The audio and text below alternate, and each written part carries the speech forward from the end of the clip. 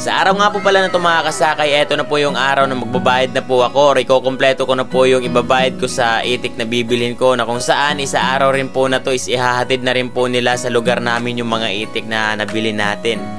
At eto na nga po pala yung karugtong ng video natin kahapon, na kung saan eto na rin po yung paglapag ng mga itik dito sa lugar po namin mga kasaka. At ayan na nga, isa sa mga pangarap kong kay Tagal, dahan-dahan ng bumaba patawid dun sa daanan naming mga sapa. Talagang grabe, halos maluha talaga ako sa saya dito, kasi kahit nakakapagod sa biyahe, puyat, tinabla na nga ako ng sakit ng ulo kasi alauna na kami nang makarating dito. Di kasi talaga pwedeng huminto sa biyahe para kumain man lang, kasi mga itik yung dala, di talaga pwedeng matagalan dun sa truck, kaya dire-diretso po talaga. Tumawid na nga sila sa sapa mga kasaka, at talagang grabe yung sayang naramdaman ko dito, kasi nakakalibang at napakasaya po talaga nilang pagmasdan kung mayroong pangalan talagang pere. Ang sarap pa nitong dagdagan, kasi talagang tunay na nakakalibang, nakakaaliw pagmasdan.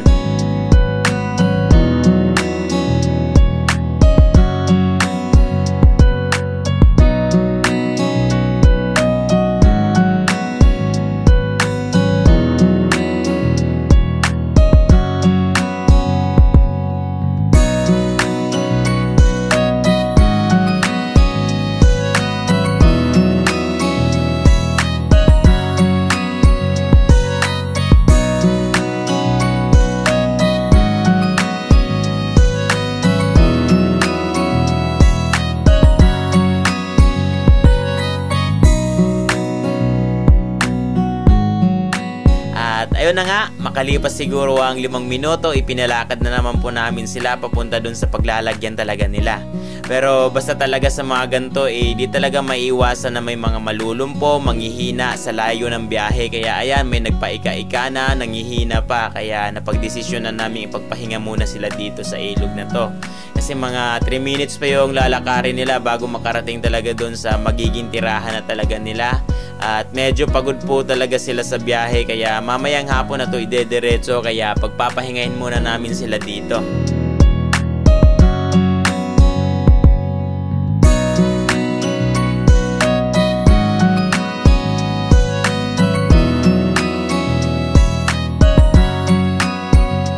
Saktong medyo gutom na po talaga kami, kaya nag-asikaso muna kami ng matatanghalian dito sa bahay para dito naman ang halian. At nagpabili na nga ako ng ulam ng makabawi-bawi naman sa ating mga nakasama sa araw na to.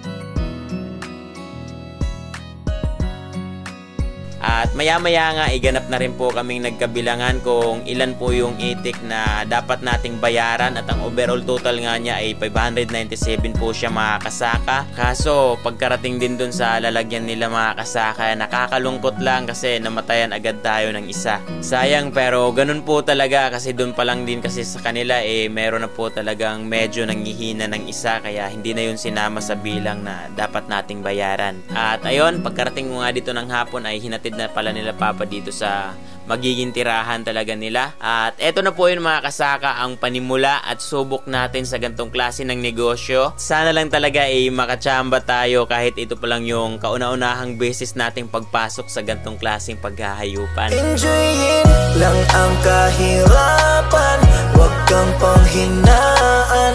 Darating at darating din tayo sa ating inaasam. Tuloy lang, Panginoon ay di tayo iiwan. Yan, nakatulog siya galing sa ating pagod talaga. Ayun, natulog muna ako pag sila ko na. Dinala lang siya dito. Wala pa.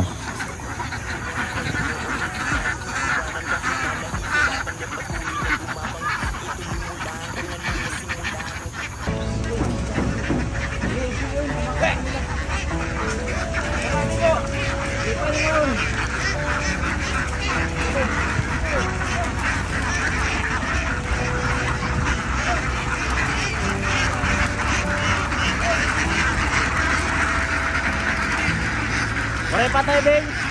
Beng! Kita, sige, Beng! Kuhan mo yung anak sa kuhan.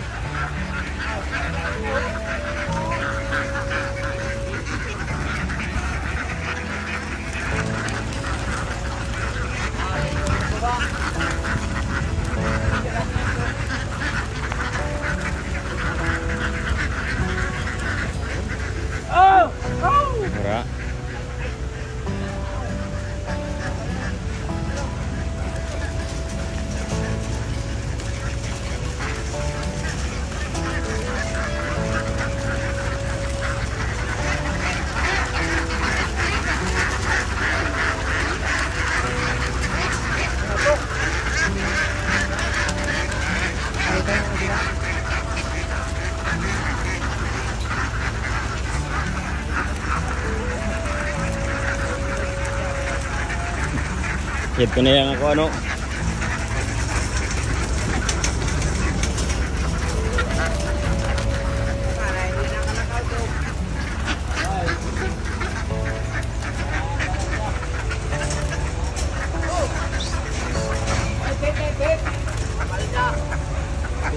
Kunagot.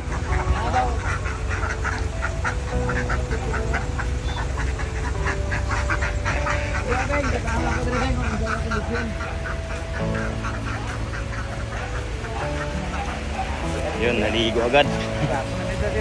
Ano mo, ragluy-luy ano? Amo ning ganina no?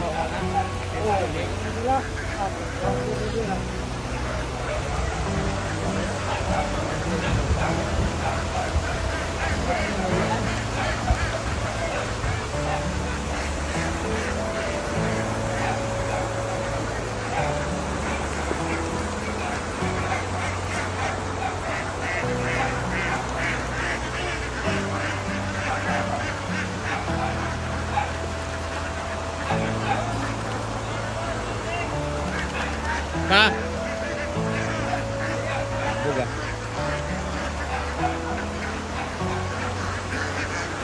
Huwag mong piliting